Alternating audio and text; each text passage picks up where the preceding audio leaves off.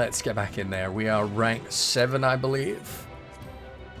And the story, as I understand, goes up to rank 10. We saw a cutscene basically confirming my suspicions about one beautiful Femro, but I think it's a little bit more complicated than it seems at the moment, and that maybe she's doing a voyage on us. Would not be terribly surprising. So you reckon Sartavor is a Quos Uranus?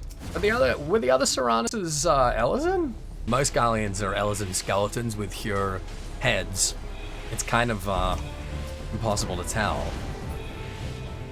That is very interesting because we're having a lot of like new characters introduced here. It would be cool if we're seeing more of them that are connected to like already established NPCs. So I'll have to keep an eye out for the Quos Uranus reference there. Oh, now old mate was spawned here. Here he is, the bug. This guy. Talked to him last time, but this is the guy that pilots the Scorpion. And it's implied that he's a sort of like Magitech cyborg. You think Hrothborg is also the pilot of the Jewel robot? Oh, really? Okay, that's interesting. That is quite interesting. We got more field notes on Zebin. I should probably trade these in. Gives you a Star Wars vibe. Really? Interesting.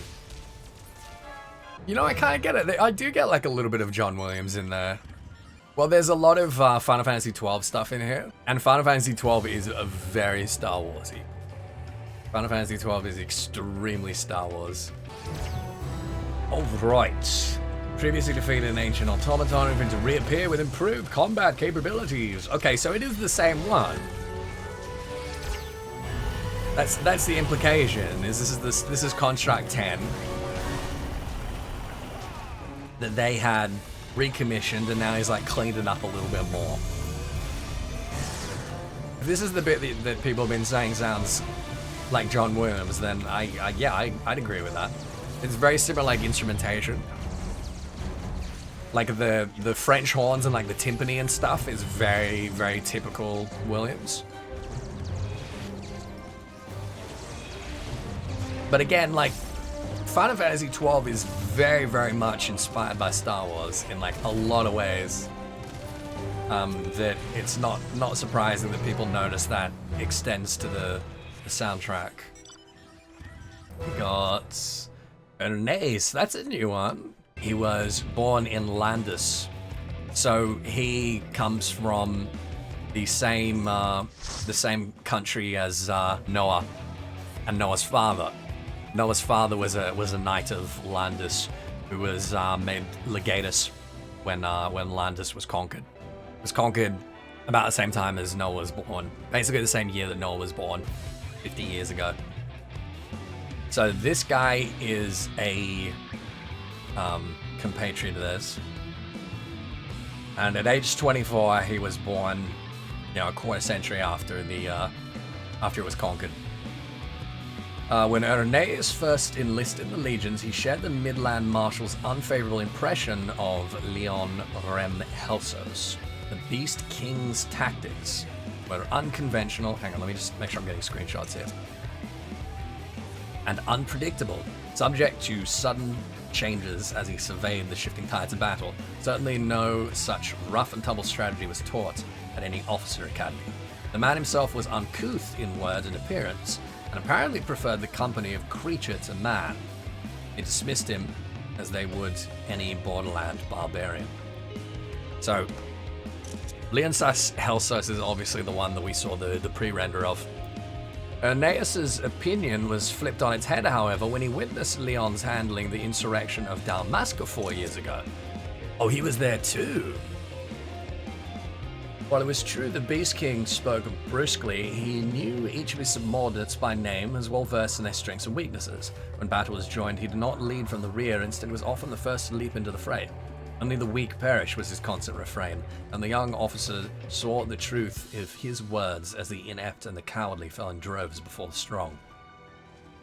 Leon's strategy sent his pets to the front lines to die in place of soldiers, and while initially bemused, Aeneas began to understand the man's fondness for the beasts. He doted upon them like children that might not wait to see the morrow, cherishing every moment they stalked the boundary twixt life and death. Needing no more convincing of Leon's savage greatness, Aeneas requested replacement with war beasts, that he might serve as his new mentor's herald. So he decided that he wanted to go first. Jeez. The following is an excerpt from Curious, the Mons Falconis Town Gazette.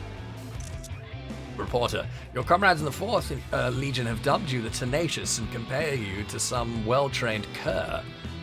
Take umbrage in being so described? Aeneas, I care not. They are simply envious. And what makes you think that? Most of these fools can scarce hide their ambition. They smile and scrape and follow orders while inside they chafe at the indignity. A soldier must do as a superior commands, but is it not a brief flicker of defiance only natural? Not for me, not anymore. With the whole of my heart, the entirety of my soul, I do walk the trail of the Beast King. Let them mock my name.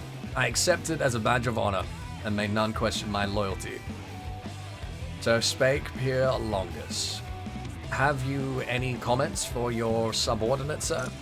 To be honest, I'd completely forgotten the boy until you shared that story just now. Yes, he's an eager little bastard, like a terrier, all fury and gnashing teeth. Pity that type doesn't last long amongst the big dogs. I thank you for your time. Yes, that's interesting, isn't it? So, that... I know that we can't necessarily extract any, like, gameplay hints from that. But it kind of sounds like if we had a Beastmaster job, it would almost be like a tank, right? That puts the pet on the front line, right? That uses the pet to soak up the damage and stands behind the pet to do the DPS themselves. Maybe. I think that as a limited job, it would make sense that you've got, you know, different pets for different kinds of roles, different kinds of situations. So it would be unlikely that they would all be, you know, tanks if it was a limited job. But if it's not, if it's not a limited job, you know, if it's a tank, I don't know, it could be interesting having a tank pet class. It's the only role that we don't have a pet class for. We do know the fact that Noah is not a pure-blood Garlean and is a Legatus is unheard of. And, like, as far as we've known previously, illegal. It was real, like, an exception to the rules. Solus giving him that rank. What was Emmett playing out, making him Legatus? Creating chaos, of course. Of course, creating chaos and instability in the Empire, you know? Finding someone that was incredibly charismatic and had ambitions to, you know, create his own little fiefdom was perfect. Absolutely perfect. The point of the Legatus is being, like, all very independent and disparate and kind of constantly, like, fighting among themselves and, you know, embroiled in multiple civil wars is all part of the plan. Here we go. Yeah, they have changed that. Yeah, he's a Rem here. Was he a Sass before? So apparently the field notes on him implies that he's a Sass. I'm very confused now. Magic and beasts, Leon Sass Helsas. Okay, so Marsak's calling him a Sass. It seems like they've added something. Reports around spies have been believed his last battle reckless behavior has earned him a demotion to Leon Rem Helsos. Okay, they've switched. Right. If reports from our spies are to be believed. So we had bad intel. I think this is right. I'm starting to remember now. We were told that Menenius was a Rem, and we were like, hang on. Second, and that he was second in command. Yes, we were told that Menenius was a Rem and that he was second in command. And we were like, hold on a second, Rems are not second in command. What's going on here? And we were like, oh, well, it must be like non-traditional command structure because, you know, Noah is, you know, again, like the king of his own little fiefdom and is just doing whatever the hell he wants. It seems like maybe it was in fact a typo that they've now like corrected with this patch. So Menenius is second in command. He was a Rem. And Leon was Sas and was demoted to Rem. This may only encourage the famed Tamer beast to spend more time in the field, which may ultimately prove to our detriment. There is also the mage contingent led by Imperial Pilot Prior Albelio. Okay, that's new information as well. Hey, do you have anything new about Castrum Lacus Litor? Now he's calling it Alamuk, before he was calling it Alamut.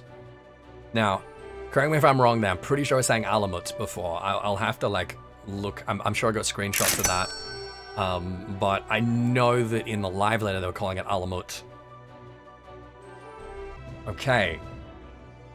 And there you're calling him Rem again.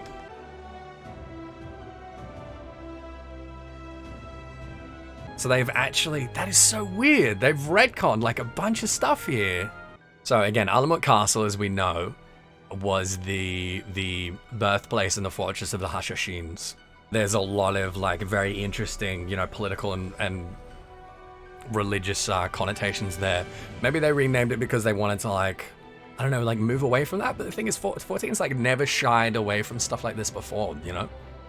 Wonder why they decided to change the name. That's almost like unheard of in 14. It's only very, very rarely that stuff like that has been done where there's just been like straight up like retcons of place names and things like that between patches like this. And I'm so curious. I'm so curious as to what happened there. Varus, you know, for all of his faults, he wanted stability in the Empire. So we started to try and like, you know, move away from all the, I guess, political decisions that have been causing so much chaos in the lifetime of Solace. And I think him recognizing how dangerous and disruptive Noah could be with this almost like, you know, cult following in the 4th Imperial Legion, trying to take power away from Noah was you know, a smart call for the stability and the security of the Empire. We might expect that 6.0 is going to be like a journey through Ilzabad. But I've been saying between Wurlet and Bozja, we've already explored most of southern Ilzabad, and that we might be like getting straight into like the northern parts faster than we realize. I do think that we'll be going to Garlemald, but I think that he's implying like, well, we've already done a lot of, you know, the Garlemald stuff, so we'll be doing that and maybe something else, you know?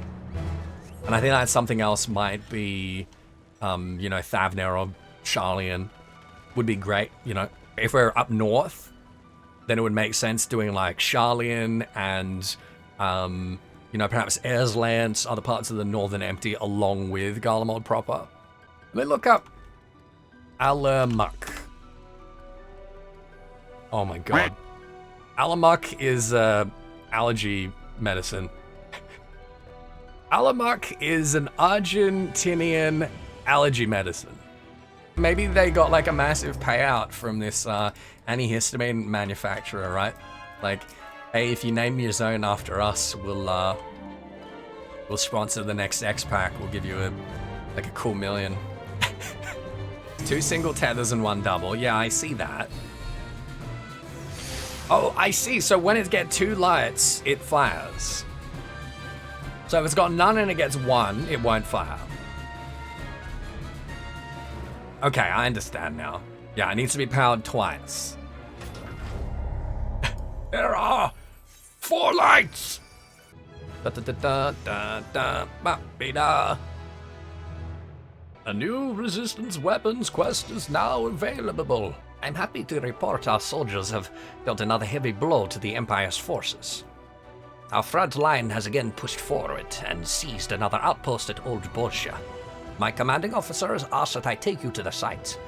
would follow me. Okay. The Mitar. This is Lonier's stand. The Garleans made us work for it, but it's finally ours. If we can continue to keep pressure on the Empire's forces, I imagine they'll have no choice but to retreat back to the Castrum ere long. That means we have no time to rest on our laurels. They are certain to do all in their power to slow our advance. I hope we can count on you to keep fighting the good fight. That it? That all you got for me? Alright, what's Douglas doing now? He's not opposed to Bozja, he's raising more sentient beings. Your Bozjan ally strongly recommend ignoring his attempts to recruit you.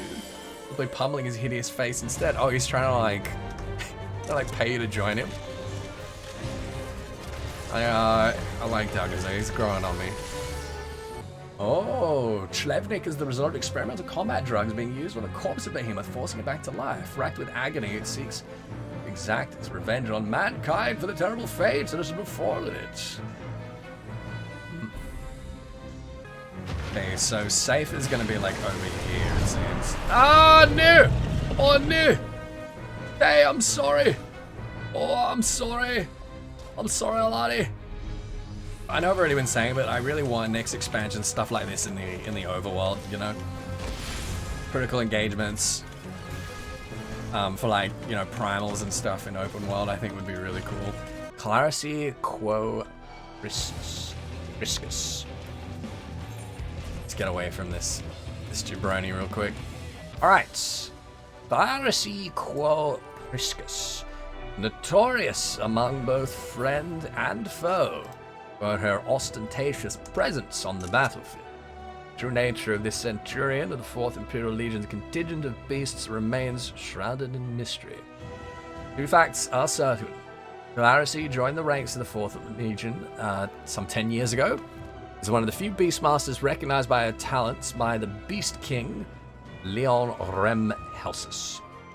Beyond this, countless stories are told. Some call her a witch, saying they have observed her speaking to her pets in unholy or bestial tongues, the likes of which have never been uttered by mortal mouths. Indeed, that the monstrosities in her charge obey her every command because she herself is one of them.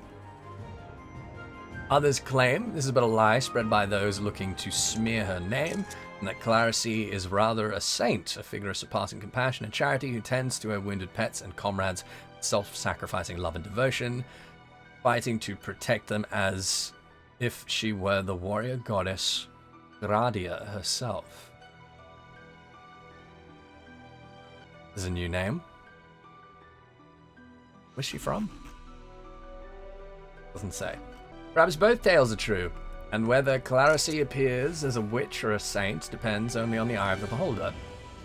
Cannot be denied the nigh countless triumphs she has claimed in war, and the profound fear she strikes in the heart of any foe unfortunate enough to meet her dangerously alluring gaze on the battlefield. Little is known about her origins, save that she was born as one of the Eshvar. We know, like, again, I've never ever met this character, and I already know more about her than I do about Y'shtola. You know? So wild. Little is known about her origins, save that she was born as one of the Eshvar, a nomadic people that wandered across borders in the olden days. When the Empire came, they refused to settle, leading legators of Gabranth to propose a compromise. They could maintain their itinerant lifestyle on the condition that they volunteered a dictated number of their strongest men to serve the Imperial Army for a fixed period of time. The Eshvar accepted these terms, and Clarice's newlywed husband was one of those chosen to serve. Formidable Beastmaster in his own right, he was recruited into Leon's contingent, but tragically and suddenly lost his life on his very first mission just months after he and Clarice swore their vows. Feeling a strong sense of responsibility and pity for the poor girl, Leon personally paid her a visit in Gabranth's stead, apologizing for causing her beloved's death under his watch. Lamenting the thoughts of any other Eshvar woman being widowed as she had been, she entreated Leon to accept her into his ranks in her husband's place, a petition which the Beast King was all too happy to accept.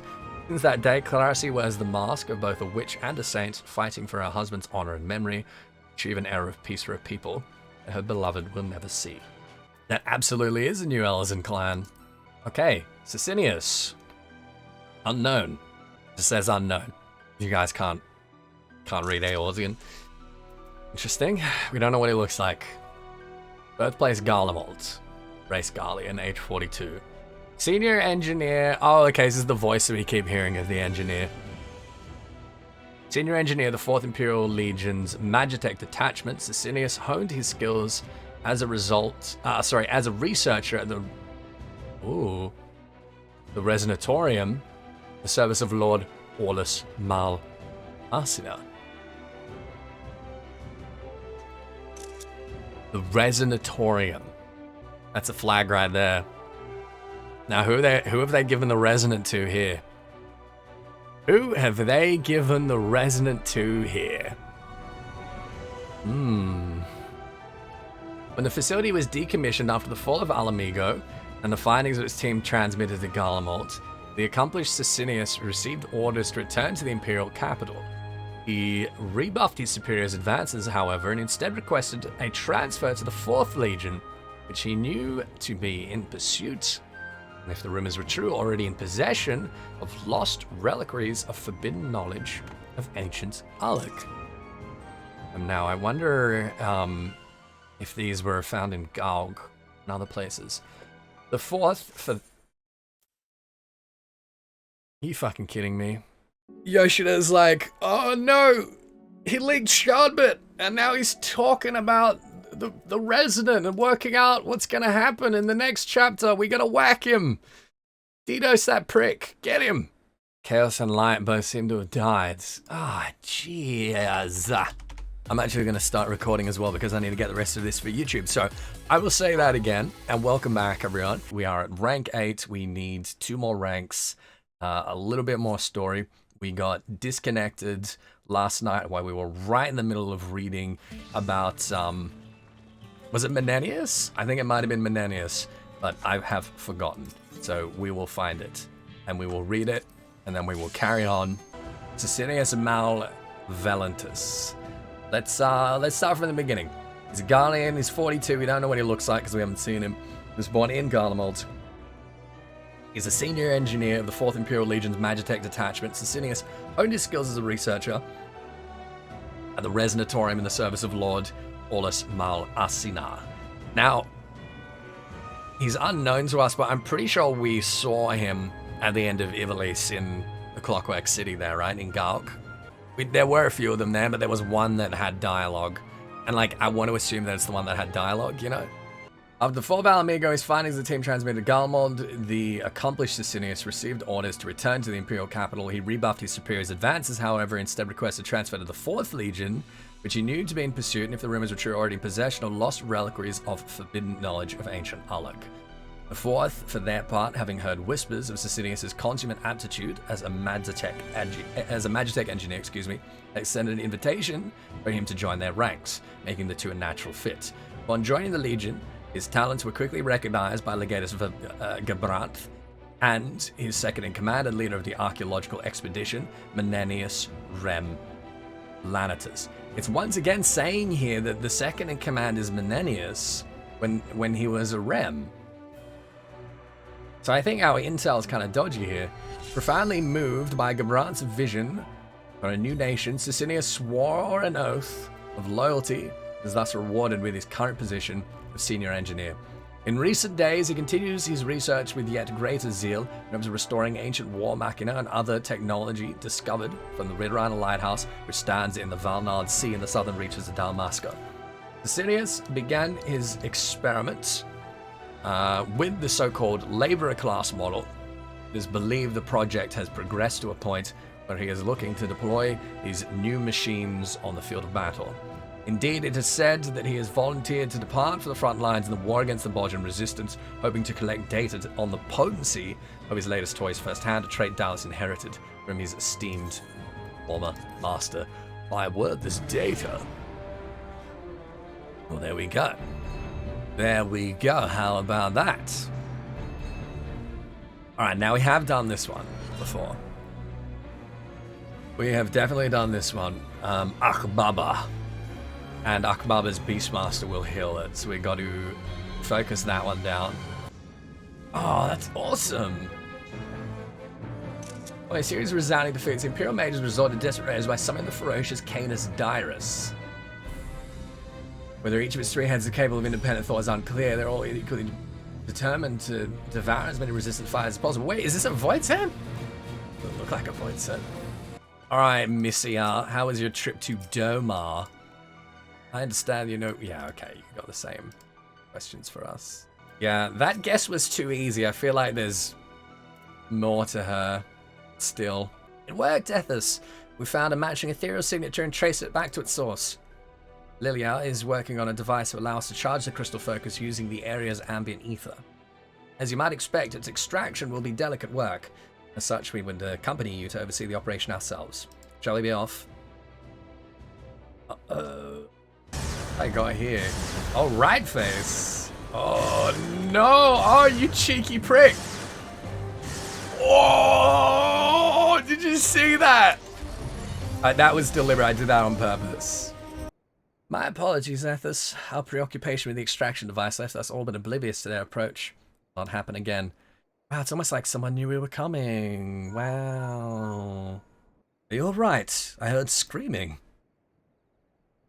An ambush by the Garleans. Thankfully, Ethys arrived before we came to harm. Sorry, that was Lilia. Another missed opportunity to see him in action. At least you're all unharmed. Lilia, have we reached our destination? I'm picking up a huge rise in levels of NRG 108 waves. It's definitely the place. Then let us begin. Yeah, we're definitely setting up something that is not Daijobu. How much longer until its energies are fully restored? An excellent question, but unfortunately a rather difficult one to answer with certainty. Considering the high concentrations of ether as absorbed thus far, I would imagine it has sufficient stores to suit our purposes. We must be mindful, however, that the naturally occurring ether of this location will take time to restore itself should we need to change the focus again. Again? You guys nailed it. No, I don't think that'll be necessary. Pardon?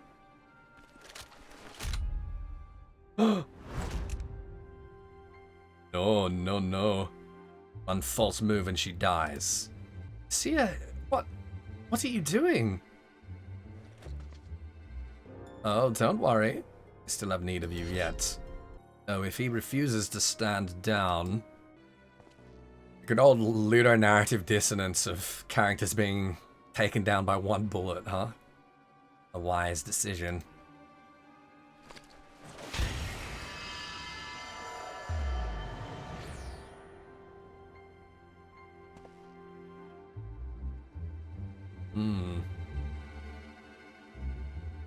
Inconvenient that our echo didn't reveal anything the entire time we were around her.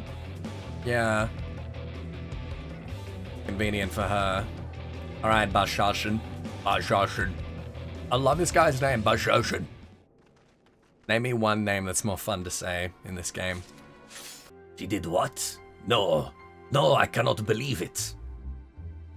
By the gods. And you say she stole the crystal focus as well? I fear we have little time to determine the how and why of her betrayal. Koto's rescue must be made a priority. Be that as it may, Missia may not have been working alone.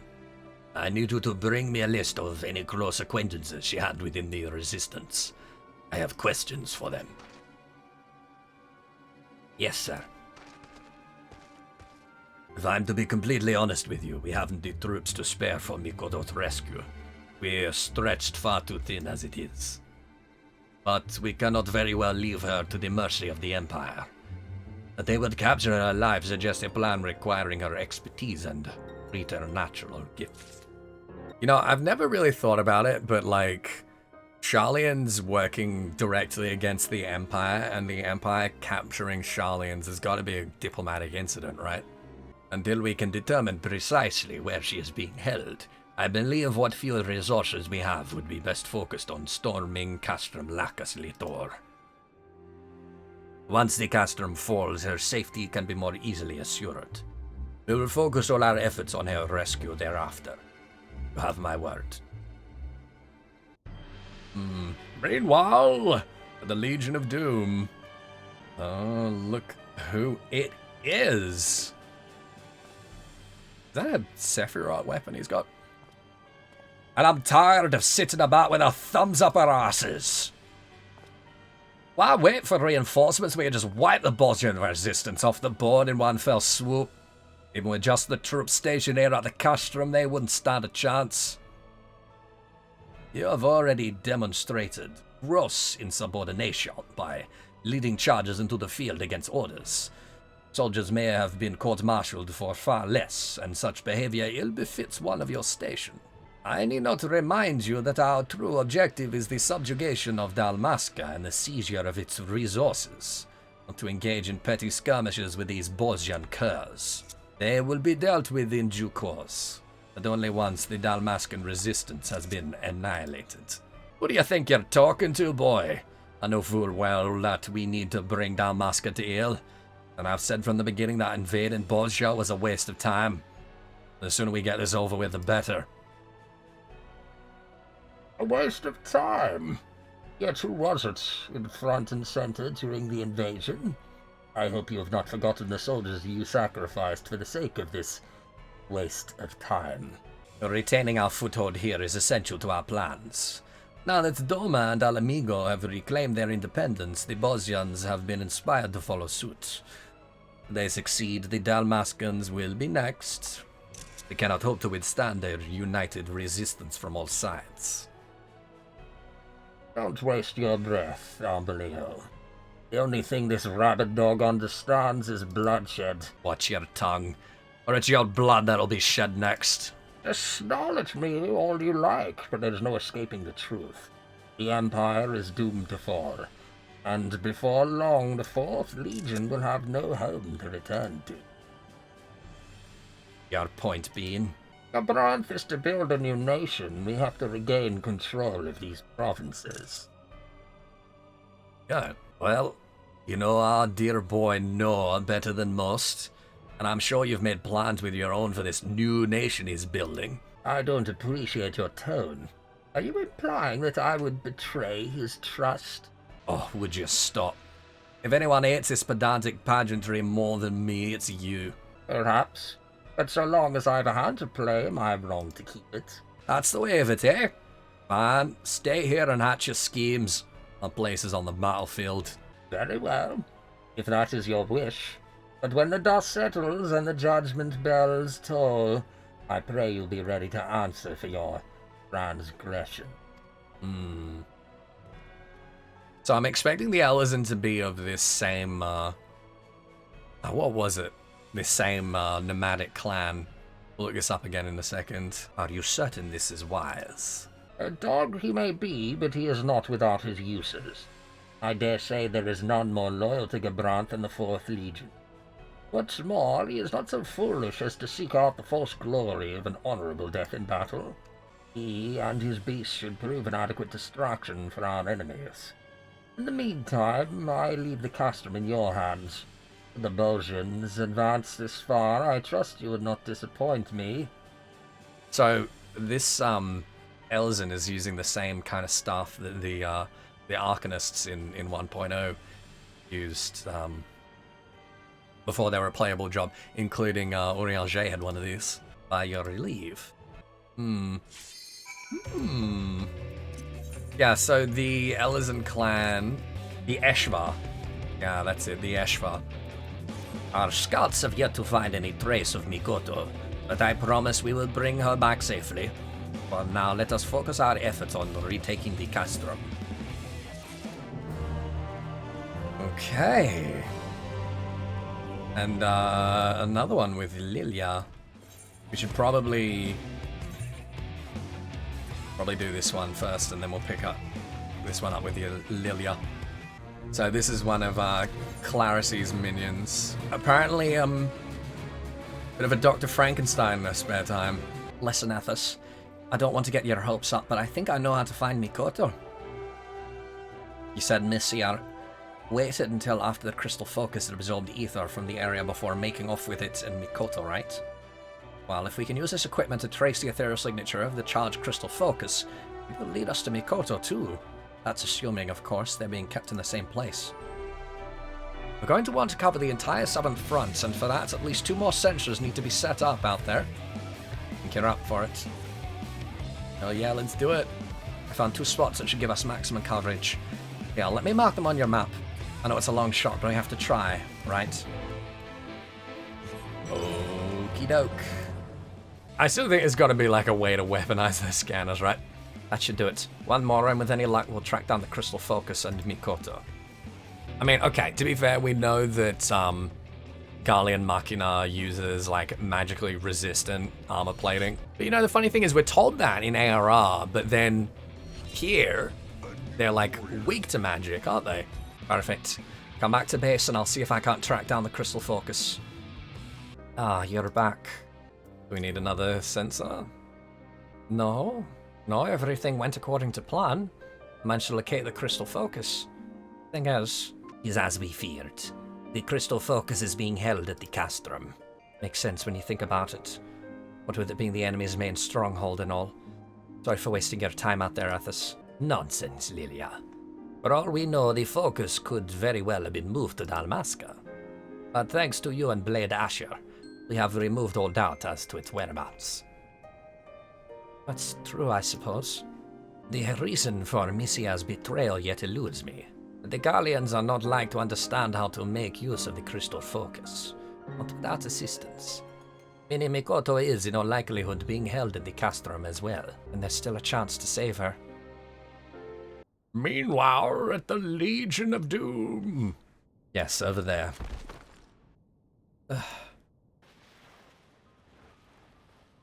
Mysia? Where? You're going to answer a few questions for me. We can start with how you're able to glimpse into the future. Mysia, why are you helping the Empire? I'm the one asking questions here. Now answer. No. Not until you tell me why. I don't think you understand your situation here. Or are you truly that naive? Is it for power? Renown? Have you always been on their side? I know you, Mysia. You're a woman of conviction, and you wouldn't do something like this without good reason. If you know me as well as you say, I would hazard you already have the answer. Truly place your faith in Noah van Gebrandt. Oh, here we go. I've read about him and his father, the famed knights from the Republic of Landus. They say he was a man of vision. He was made legatus of the 4th Imperial Legion, and from what intelligence I could gather, pays no heed to the race, parentage, or creed of his followers. Sounds like someone else we know. And that same impartial judgment extends to the provinces under his control, if I'm not mistaken. Havens for those seeking a life free of prejudice and hate. Do you truly believe equality can be found under an imperial standard? My. The dutiful bookworm can read between the lines. Perhaps I gave you too little credit. I can but posit theories and conjecture. I will never truly know of the indignity your family suffered. Nor can I speak of the alarming disparity between the nobles and commoners even before Bozja succumbed to imperial rule. As I understand, it was a country where the needs of the few outweighed those of the many. Wealthy were free to forge their own futures, while the poor were free only to die, fail in their daily struggle to survive. And even if some few nobles were opposed to the nation being governed by an oligarchy, their peers would never relinquish their power and wealth for the greater good. While that Bozja is no more, I realize there are those among the resistance who yearn for the halcyon days of their forebears, who would judge you based on your lineage rather than the content of your character. Their voices are but echoes of a reprehensible past. You'd understand better than anyone the future Balshalshan and Marzak mean to build, a way forward paved with dignity and equality. Times change, Mysia. People change. No, people don't change. And they fool themselves into believing they can. I was ridiculed, marginalized, treated like an other. By the mere virtue of being highborn, theirs was the righteous path, mine the immoral. Ashalshan and Marsak claim they want to put an end to the discrimination, but there is no escaping it. Their hatred, driven out with force. Letting your faith in them be such a terrible thing? Oh, if you knew the depths of their malice, their treachery. Perhaps I should tell you the tragedy of Queen Gunnhildr, and the great betrayal of her followers. Oh, I wish you would. I'm sure you've heard the legends of Save the Queen. Blessed blade that could only be wielded by Queen Gunnhildr. Yes, I've Details. When her kingdom came under attack during the Fourth Umbral Calamity, she brought the full might of the blade to bear to save her people, and in so doing gave her own life. Bittersweet end to her reign. Fail to see what this has to do with anything. Before the Fourth Umbral Calamity, Gunnhildr's blades foresaw their coming doom. As the kingdom's acting political body, they saw it as their duty to save their people at any cost, and so devised a plan to save Bozja, using the power of the Holy Blade. The Queen's body would serve as a conduit for the Blade's power, allowing them to summon a god. Sounds a lot like Zantetsuken, doesn't it? Is Save the Queen a Eureka weapon? No. You don't mean a primal summoning, yes. Though perhaps it'd be more fitting to call it an icon. The blade was, after all, originally a relic stolen from the Elegance. It's a Eureka weapon. It's a heckin' Eureka weapon. It's even got the same kind of design as Zantetsuken and the other ones that we see. Icon. Heavens forfend. There was one problem, however. The Queen knew that once she took in the power of this god, there'd be no turning back. Coward. And despite her duty to protect the people, chose her own life over theirs. Yet Gunnhildr's blades would not see their efforts come to naught. But they soon realized the sacrifice need not be the presently reigning queen, nor did they need to be of noble blood. And so a low-born shrine maiden was chosen to ascend the throne. Obedient to a fault, she did not hesitate to give her life to forestall the coming calamity. Looks like it's implying that she wasn't a Hrothgar either. That looks like an Elizan or a Femro, doesn't it? Would that this tragic tale end there? I'm afraid it takes a rather bloody turn. You see, despite sacrificing herself to save Bozja, the new queen did not die, nor was she consumed by the icon's power. There was a woman of Ishgard, Yezael, capable of such a feat. Okay, so she had the Echo. But to embrace the power of the icon and retain her sense of self, that would mean this queen possessed the Echo. You know what this means as well, right? It means that Elidibus must have given Thordan the Echo at some point. Either Elidibus or Lahabrab. And this is something that's always been up in the air, right? Is that Thordan seemed to be the exception to this rule of anyone that took the power of a primal in order to, like, maintain themselves and their own identity and not be consumed by it, had to have the Echo. So. Or Thordan already had it. And her power struck fear into the hearts of Gunnhildr's blades. For a god now walked among them. And rather than the puppets the blades had wished for, she was pure and free. For that, slain. The blades would not, could not, risk her discovering the truth of her ascension. That she was but a sacrificial lamb to save their high-born brethren.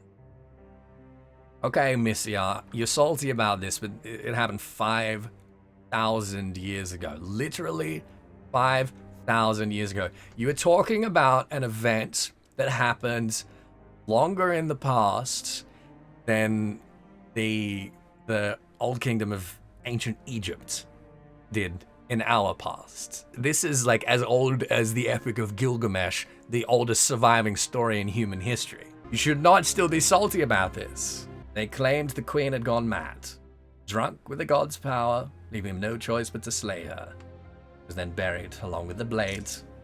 Truth. Did you hear this? Let's just say it's a bit of family history. Okay, so she's the heir.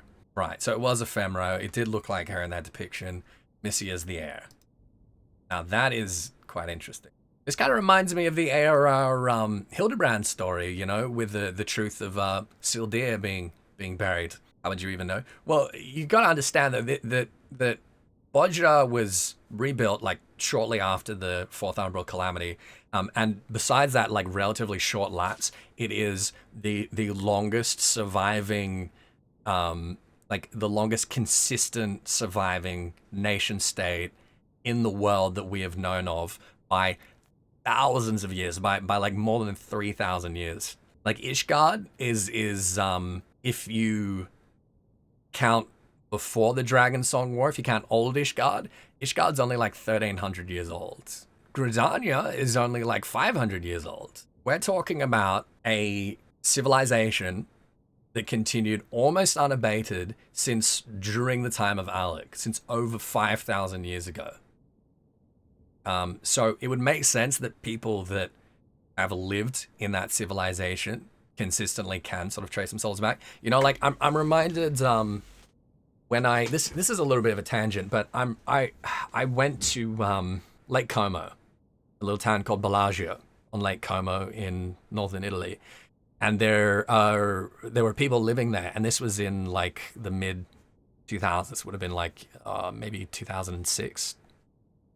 There were people living there that could trace their ancestry back to the Roman legionnaires that were first given that land to settle on after they'd finished their compulsory 10 years in the Roman Legion, and that was going back like 2,000 years, and that is like, you know, almost unheard of in our world, but still something that they could do, or at least believed that they could do. It's not unthinkable. And I guess the only reason she would have, the only justification she would have to be salty about something that happened 5,000 years ago, if it was, you know, this sense of heritage, right? Oh yeah, I mean, yeah, that's true. A better example. Okay, so the Aboriginal Australians have been in Australia for 50,000 years, and they will tell tales. They will tell stories of their ancestors from that time. They cannot draw like a direct line because they didn't, you know, keep those kinds of records. But they had a sense of connection to their ancestors from 50,000 years ago. And if they did have these kinds of records, they would have that kind of attachment. 50,000 years, yeah. The Aboriginal Australians are the longest surviving civilization on Earth by like 48,000 years, you know, 49,000 years. They're absolutely incredible. So I think that Missia has the echo. Maybe. Who knows? Maybe we'll find out. Now, answer my question. How are you able to see the future? I don't know. I've never been able to use it of my own volition. I suppose it doesn't matter. We'll drag it out of you soon enough. So, I'm guessing Missia has been promised the throne of Bozja. That is the resonant! That's the resonant chamber! Oh no! Missia's planning to give herself the resonant using Mikoto as the blueprint, which will give her the same abilities. Okay. Which does mean that Orsa's research made it out of Alamigo. Just thinking about what they might do to Mikoto, please, you have to save her. Oh my goodness. Oh, this is so good! This is so good, you guys. This is so hype. I told you, Stormblood has never ended. And then Missia Queen Gunnhildr. Yes! That would follow, right? Laz Azatina, race Hrothgar, age 25, birthplace Boma. Nailed it. Rarity 3 stars. Laz is a samurai, a direct descendant of the founders of the Verdant Path, an illustrious martial school famous for teaching everything from unarmed combat, swordplay, spear techniques. Interesting. The school had a history of forbidding its disciples from engaging in uprisings, adhering to the philosophy that martial perfection was to serve the enlightenment of the soul, not sharpen tools for base conflict. When insurrection broke out in Bozja, however, there were students whose hatred for the Empire overwhelmed their stoic sense of obedience. Those who joined the fight were expelled, and so did the Verdant Path avoid confrontation with the Empire's forces. Despite being the youngest child of the school's founding family, Blaz's father also chose to rebel against his teachings and lend his blade to the Bozjan cause. In the end, however, the uprising was crushed. Blaz's father took shelter in Doma, where he was to eventually wed, and as time passed, be blessed with a son. Blaz, following his sire's martial footsteps, entered a prestigious samurai school and mastered the katana at a young age. Some years later, when Hien returned from exile to lead his nation in revolution, Big Hrothgar seized the opportunity to repay his family's debt to Doma. Once Doma's liberation was secured, Blaz made ready to strike out on his own. But after hearing rumors of the Eastern Alliance and new uprising in Bozja, he knew his road must lead to his father's homelands. The Verdant Path was experiencing upheaval of its own at this time, the newly appointed schoolmaster championing the cause of rebuilding the Bozja of old. Blaz welcomed with open arms and even offered a position to teach the arts of the samurai. He declined the honor. His father had since passed on. Blaz was determined to carry on his legacy. He would join the resistance in the ranks of Gunnhildr's blades, swearing an oath to see the nation of Bozja reborn. The Lady of Blades. Ooh, the time has come, Ethys. This day we shall take Castrum, Lacus, On behalf of the resistance, I offer you my humblest thanks.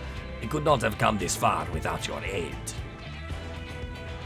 Why is he suddenly sounding like more French now? I really cannot get the voice consistency today, can I? What say you, my friend? Are you prepared to rout the Gallians? You couldn't stop me if you tried. Just let me switch to Dragoon. The battle for the Castrum will no doubt be the fiercest yet. But do not forget your training. Do not forget all we have fought for. You are Gunnhildr's blades, and by the Queen's grace, shall we prevail this day. Now, let us make ready for battle. For Bozja! Reports suggest a powerful mage presently commands the Castrum, and the continued presence of Leonsas Helsos will no doubt prove troublesome, to say the least. See, 1 minute they're saying Rem, the next minute they're saying Sass. They're constantly switching Leon and Menenius. But it seems like people just can't figure out which is which. They just have no idea. Still, with you at our sides, I am confident we'll be victorious in the end. You may now access the critical engagement, the Battle of Castrum, Lacus Litor. The critical engagement was initiated when a sufficient number of players with access to Castrum are present on the southern front. Be sure to prepare lost action, as they may prove key to turning the tide of battle. Okay, so now we just have to wait. 6 hours later. Castrum, Lacus Litor. Oh, here we go. Here we go. Here we go. Here we go. Which one are we gonna do? The ones that are gonna scale the wall. Oh, this is interesting. Yeah, there's lots of people going up. That animation. Oh man, we have the technology. That's amazing. Oh, I haven't seen any of it. Alright, Brianak. Do you think Brianak's named after our spear, or our spear's named after Brianak? So Brianak is the spear of Luke. Why have I got aggro? I do not want aggro. I have... Tank stance! Good thing you have play bear? Yeah, I would have been deleted with that tank buster without play bear. Oh, I see. Okay, donuts. Alright, cool. Okay, simple enough. It's working! It's working! Yeah, this theme is like really tense, isn't it? Giving anxiety. I forgot to switch to Dragoon. I just realized I was gonna come in here on Dragoon. Because that was gonna be much better than trying to do it on Machinist, but it should be fine. There we go. Oh! Hey, we did it! Did we do it? Hey, nice. Man, I really want to do some sightseeing in here. I really want to do some sightseeing in here. Name of a Dragoon Spear. Yeah, it's the name of the Heavensward Dragoon Relic. It's the name of the Spirit of Lu from the mythological cycle of Irish mythology.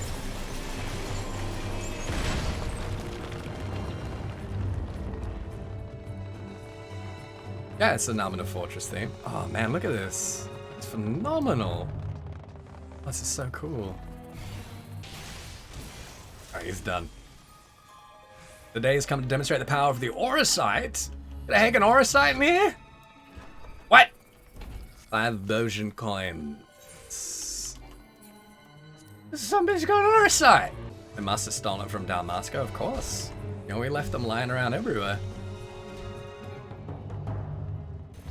Oh, this is a really cool structure as well. It's got all 4 different paths. Man, I love this. This is so good. Oh, we gotta free all of them. Oh dear. That might be problematic. Considering this guy's almost dead already. No one went southwest. So we've got the Resonant. We've got Eurekan weapons. And we've got Aura Sight at play here. Man, the 4th Legion has been very busy. Been very, very busy. Yeah, of course, and Beastmaster. Yeah. But I'm more thinking about like the various Deus Ex Machina they got here. Like, well, this place is a lot better defended than Alnigo was. Finally ran out of soldiers to Thrias, it seems. Forward! Oh, hello. You again. Albaleo. Parenthesis, Bozja reborn. Path of righteousness, you say. Oh, he's dead. Oh, he's got the aura sight. Oh, he's Enkidu? A Dramalek. Ooh. Ooh, a Dramalek. Hello. Yeah, no, here we are. It's Capricorn. Yeah, it's Paretic. I understand Paretic. This is very interesting. Curse is becoming, that's fire, so that's Paretic. Okay, this is wind again. Alright, I'll follow the group. Oh, that's interesting. And then at the last one, it does a big explosion. Okay. Alright, water and fire. Hey. That is a really cool mechanic, honestly. And they've really like threaded the needle here without it making like anywhere near savage difficulty, but still requiring you to pay attention. But also like I think like a little bit more compelling than most 24-man mechanics. Got him. Hey, it seemed like he was in control of himself as well, so I think he might have had the Resonant. Just everyone in here got the heckin' Resonant. Come, Daylon, to spot a game that wants for hunting. Hey there, big boy. Here's the 4th Imperial Legion, Leon, Ren, Helsis, and Davon.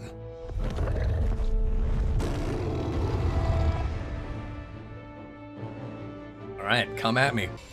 Molting plumage. Okay, that's just AoE and bulls. Oh, okay. Oh, that's neat. All right. A terrible storm of feathers, yes. What the hell am I doing here? That's no good. They switched positions. Oh, heck. Scarvy. Are they like a good scrap to get the blood pumping? Alright, he's doing the sloppy. Hey, sloppy. King's notice. It's not about. Oh!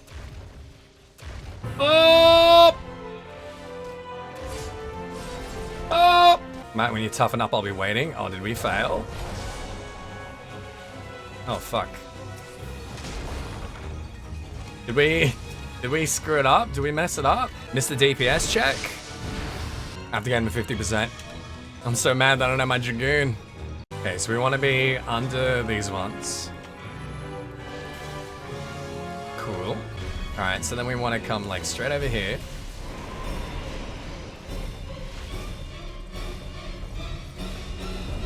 Yeah. Okay, this looks like it's gonna be a lot better. 3 48. Okay, we're good. We made it. Oh no. So many people died from that one. Okay, here.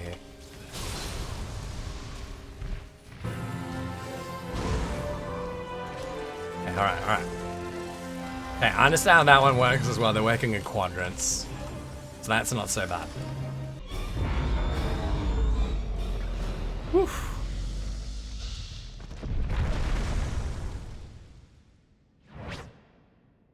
Dallin was defeated. They have bark and bite then. Perhaps I'll take your measure another time. Till we meet again. Bye. Time for a Lavalanche. Ooh. Alright. Actually. Alamut. It's Alamut!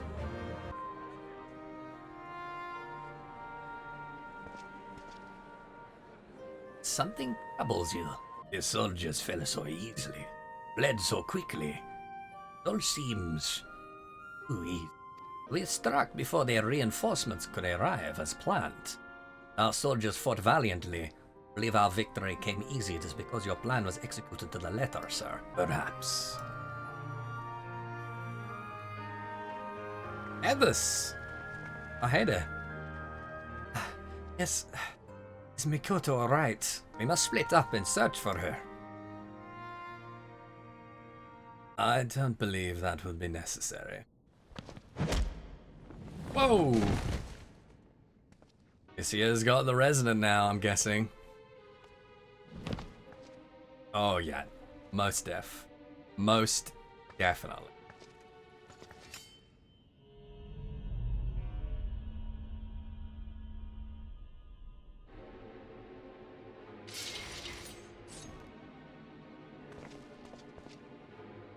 You are outnumbered and outmatched, Missia. Release her and we may yet be lenient with you. I'm not here to bargain, Sharshan. Please, Missia. Whatever your grievance may be, I am certain we can find a solution. You have to let her go. We can build a better Bozja, Missia. Together. Ever the optimist. Likely the first to go when this is all over. Ethys, if you would see her unharmed, come over here. Nice and slowly. Get the blades and wait for an opening. How I have waited for this moment. Ethys, I'm so sorry. Careful. Be a pity if I were forced to sully a holy relic. Would you care to enlighten our friend here as to its history?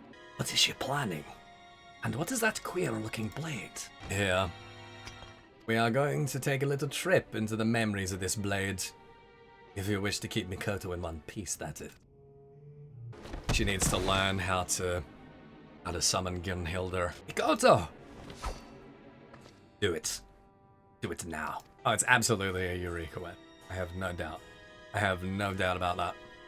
Sierra intends to explore the memories of that blade. Perhaps while she is occupied, we can... Oh.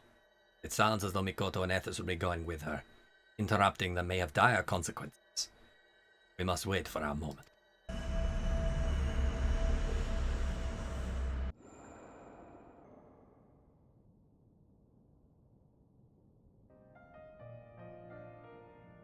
Oh, that's so sad.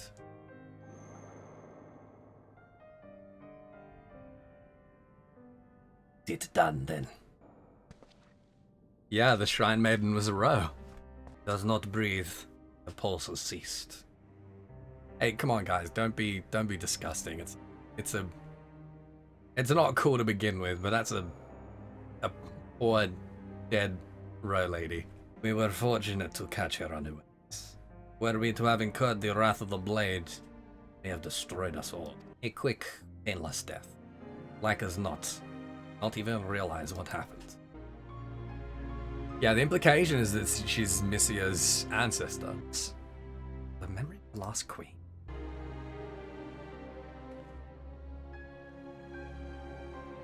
It is true, the blade possessed a terrible power. Is this the only way?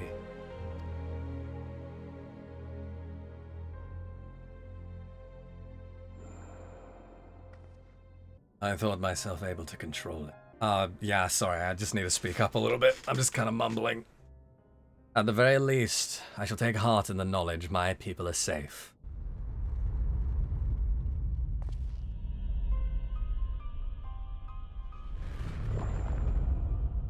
Naught but lies and deceit. They used you, betrayed you, slaughtered you, and dragged your name through the dirt. Now rise, my queen. Exact your vengeance. Erase their accursed legacy from the pages of history. Yeah, she absolutely has the resonant. Yeah.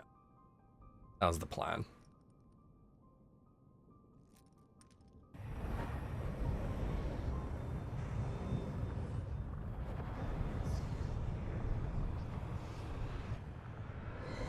No, leave her be.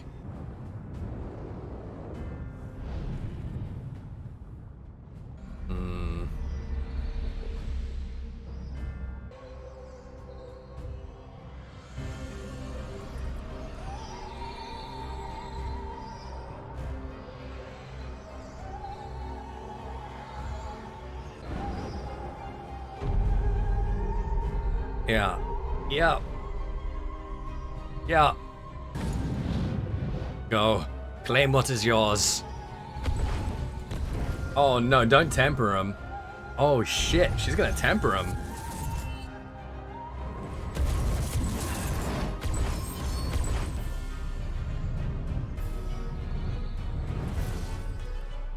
Oh, she's got all of them. Oh no.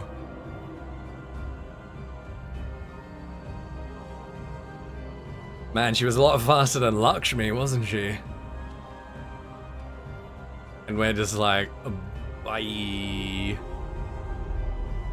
Death to the deceivers. In the name of the Queen! Retreat. Oh, he didn't get Baj. I guess because he's not one of the Queen's Blades. Oh, she's trying to. Okay, good. Good. Good. No, Mikoto! Mikoto, no! Balzac! Ethys, we must withdraw and regroup.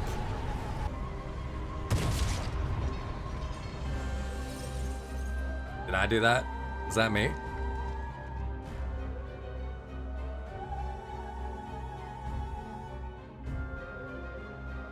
Yo!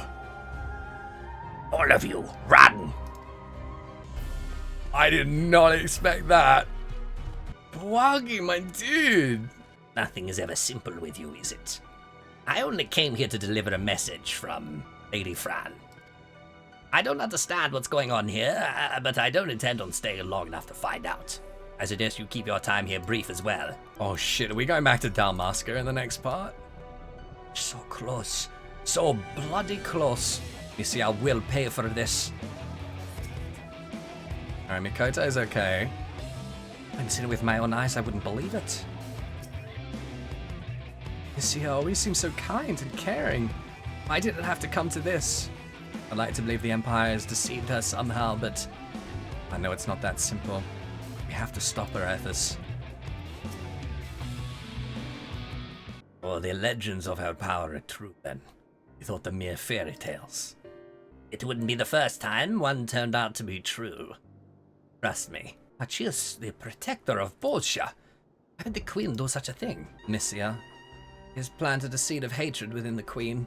The Queen's memory was altered then. That hatred seemed to be reaffirmed when the Queen looked upon the soldiers bearing the weapons of her guard. Nisia was likely anticipating that reaction. Death to the deceivers, they said. Gods, what happened all those years ago? Let us not dwell on the past. The blades must be saved. I'm afraid the effects of tempering cannot be undone. Rather, a cure is yet to be found. Well, I mean, you know, we got some people working on that. Damn it all. Was this part of her plan as well? Let us return to Gagos. There is still much for us to discuss. Understood. To lose the Castrum and Gunnhildr's blades both. Heavy and most unexpected blow. It seems that rather than rely on sheer numbers, Ananias had a far more devious scheme in mind all along, and we played right into its hands. Thankfully, reinforcements from Dalmasca have recently arrived, and more from the Eastern Alliance will join our ranks as well. Until then, there is naught to do but wait and plan our next move. Now is the time to rest, my friend. More than earned it. Ooh. Ah, yes, Matsuno. He's done it.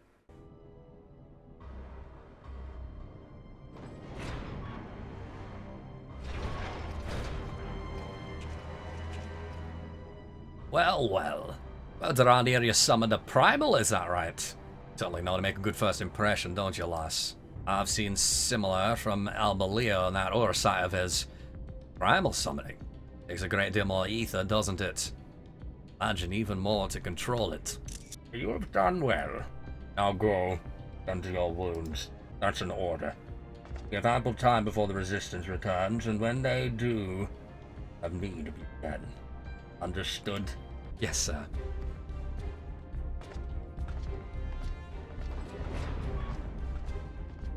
Poor thing.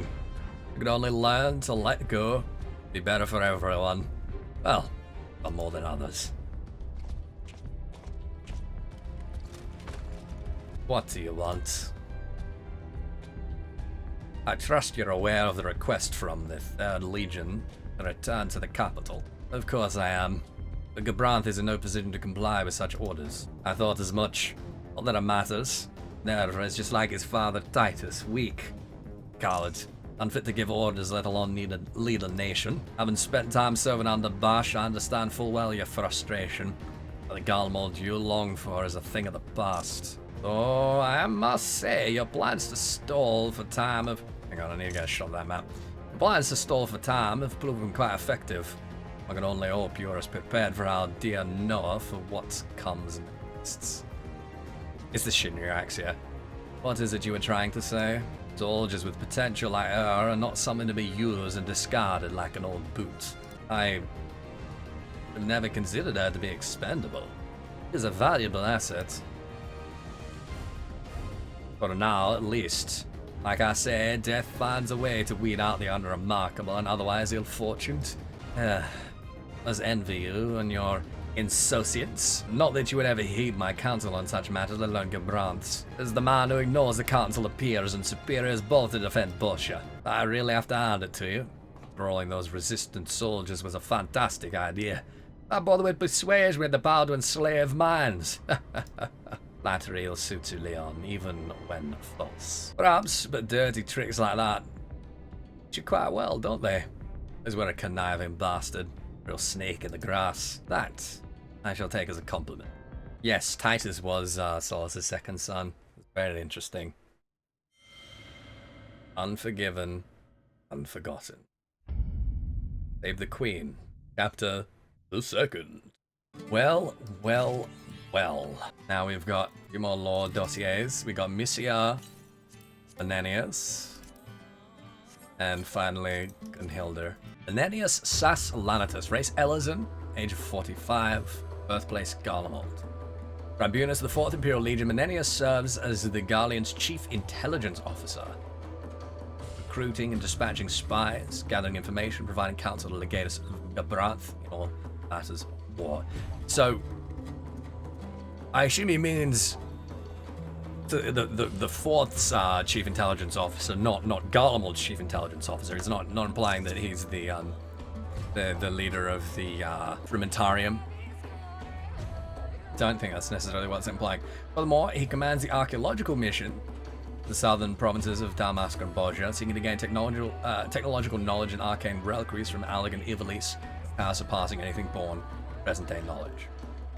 Recently dispatched to Castrum Lacus, Littora after this key strategic point, was the target of a massive strike by the Bozjan resistance. Menenius oversees 3 armies, to wit, Beast's army led by Leon, Albaleo and his contingent of mages, and the Tribunus' own pride and joy, a fearsome detachment of Magitech War Machina.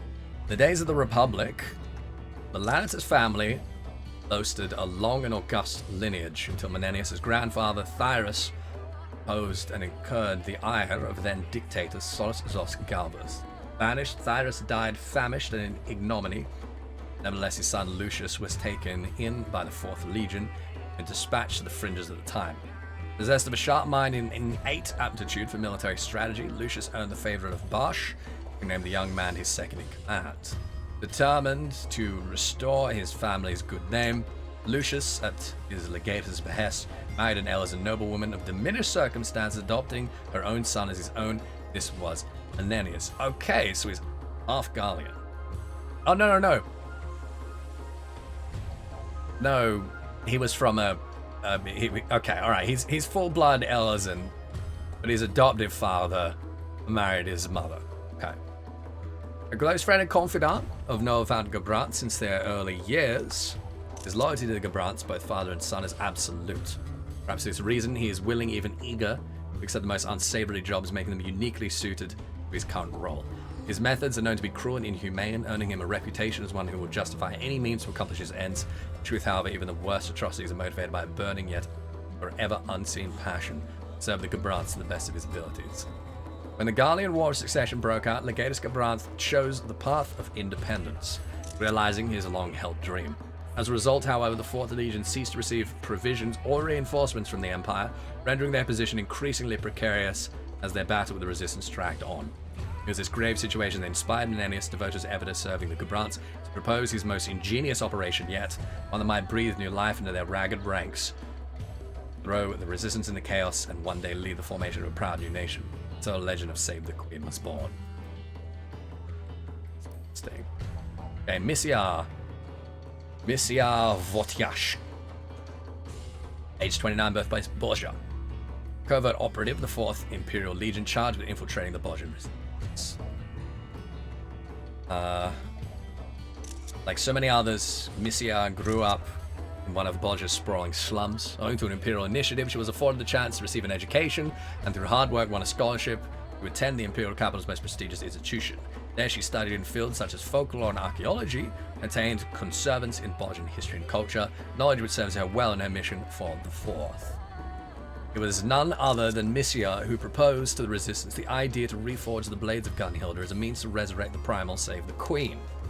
All in the interest of her legion, whose end she serves absolutely. Her loyalty can be attributed to two factors, the first being rooted in the deep-seated inequality that pervades Bozjan society. Since the days of old, the ruling nobles and merchant families of Bozja have held the lion's share of the nation's wealth. The Gallian census conducted following an annexation, revealing that 7 out of 10 earned less than half the average income, while 1 in 3 lived in squalor. The situation improved somewhat when Bozja became an imperial province, but homeless children remained a common sight. The major cities in Misia was but one of many begrimed faces among them. As a young girl, she survived by selling what scraps she could salvage from waste heaps, and to many were the days when no food passed her lips and hunger was her constant companion. It seemed as though this harsh life must continue forever when salvation came in the form of an imperial initiative. A welfare body was established to rescue homeless children, and it proceeded to take them off the streets and place them into institutional care. Yet resources were stretched thin, and more often than not, those in need were left to fend for themselves due to naught save the whim of the gods. Misia was one of the lucky ones, and she did not waste the opportunity given to her. Yet despite her many remarkable achievements, she faced discrimination from the Bozjan upper class, who continually regarded the poor as little more than vermin. Now daily she was subjected to injustice and indignities, each occasion further stoking the fire of hatred she harbored for her betters. A little bit of a Yahtzee, isn't she? Her grievance towards her homeland did not end there. Though few are privy to this fact, Misia is descended from the last Queen Gunnhildr, and the knowledge that her noble ancestor was betrayed by her own protectors is a source of great bitterness for her. All of this served to deprive her of any sense of allegiance for Bozja. She would instead pledge herself to the 4th. Since the time of the previous legatus, it has been the Legion's creed to welcome all regards such things as race, faith, gender, and birth. What counted is one's ability and loyalty, both which Misia possesses in abundance. Given her troubled past, it is little wonder she would find a home in the 4th. There's no telling how far she will go to achieve her goals. Hey, Gunnhildr. In days of yore, civil war raged amongst the races of Bozja. This bloody, protracted struggle was at long last brought to an end when the land united under the rule of a single queen. Gunnhildr was the name and title given to this first monarch, and one all those who followed her would inherit. The queens of Bozja were not chosen from families of illustrious lineage, but rather from among the shamans who communed with the ancient gods. Only those deemed the most favored by the gods, as manifest in their ability to read the stars, basically to have the echo, it seems, were chosen for the role regardless of race or heritage. But the vast majority of the Bozjan queens were Hrothgar, merely a matter of mathematics as Hrothgar boasted the largest population of the land's many races. When ancient Alrig's hubris brought the fourth umbral calamity upon the land, the nobles and oracles who made up Gunnhildr's blades, the de facto ruling party of Bozja, thought to unleash the power of the legendary Save the Queen, their nation might be spared from catastrophe. Yet Gunnhildr herself, wounded in battle against the Alligans and deathly fearful of forever losing her humanity, resisted. Sensing opportunity, the Blades contrived a plan to protect their position by instilling a minor shrine maiden of the Vosjash tribe as queen, in hopes that the power of the blade would claim her own life. And yet, this queen, deemed disposable, turned out to be anything but, wielding the blade to deliver salvation to her homeland and thence being transformed into a veritable god of war. Okay, so they didn't all have the echo, but she did. Possessed of immeasurable power and a heart, both pure and free, struck profound fear into the hearts of those who had sought to manipulate her, and for this she was assassinated by the very blades who had orchestrated her ascendancy in the first place. And yet, though her tragic life was brought to a premature end, her soul would live on in the form of the ether that inhabits the blades, a secret which the charlatans who betrayed her realize all too late. It's a Eureka weapon. It's gotta be. It's absolutely gotta be a Eureka weapon. Oh man, I'm so excited for the next part now. I'm so excited. I wonder if we're not gonna end up going back to Dalmasca for the next part. Nothing is ever simple with you, is it? Only came here to deliver a message from Lady Fran. Oh yeah, no, it's exactly. Oh no, here we go. It's about the situation in Dalmasca. Dalmasca? That's precisely why I'm here. Lady Fran asked that I to relay the news to Barshalshan. What I have to say is meant only for his ears, but I suppose she wouldn't be cross if you were to hear as well. The resistance forces in Dalmasca and Nagsha have been planning assaults of their own to coincide with the Bozjan strike on the Castrum here. Okay, this has got to be hinting at Dalmasca and Nagsha for the next part. In Dalmasca, their target was Castrum Amasisha, known to most as the nigh-impenetrable Nalbina fortress. 70,000 Dalmascans died at Nalbina when the 4th Imperial Legion first took it. Their losses were great, but in the end, their efforts were rewarded with victory. Oh, the Dalmascans have taken it back. In Nagsha, they succeeded in taking a port to cut off their supply chain. The 4th Legion was surprisingly quick to turn tail from what I'm told. Forces in both Dalmasca and Nagsha are overjoyed by their success, but Lady Fran suspects something is amiss. She believes victory should not have been so easily won against the 4th Legion. Yeah, they're going to take Nalbina back for sure. To that end, we have begun tracking their activity more closely. And considering the state of the affairs in the Empire, we found it curious there has been little to or from their base of operations in Valnain. Oh, that's right. No, they're further south in Valnain, which is the port city in the south of Dalmasca. After the death of Lord Varus, it would be an understatement to say the Empire fell into disarray. A war of factions in the truest sense of the word. According to our intelligence, the 4th Legion has been ordered to return to the Imperial capital, but Gabranth has refused. He since proclaimed that Dalmasca will be the site of a new nation he intends to build. Sounds to me like if he means to continue his fight for Bozja, the 4th Legion will be doing it alone. There may never be a more prime opportunity than now to defeat them. There's a growing call to strike, and I'm inclined to agree that we should. But Lady Fran insisted we wait until we better understood the 4th Legion's goal. She had hoped the Bozjan conflict with the Gabranth forces might shed some light on their motives, and it seems her suspicions were well founded. Even so, that apparition, whatever it was, is certainly more than we were expecting. I hate to think what else he might have planned. Oh my goodness. Well, for those of you on YouTube, I'm going to wrap it up there. I'm going to edit. We've probably got good sort of 15 hours of content here that I'm going to try to edit down into 1 or 2 episodes. So, I hope you've enjoyed it. Let me know what you think. And thanks very much for watching. I really appreciate it. Ask any questions you've got below. I am working on a video for the lore of Ivalice, and I will no doubt end up doing a follow-up to that about Bozja once we've got, to the end of this whole storyline. So please look forward to that. But if you have any questions, chuck them down below. Thanks for watching. Oh, and subscribe if you haven't already. Would appreciate that very much. Okay, thank you.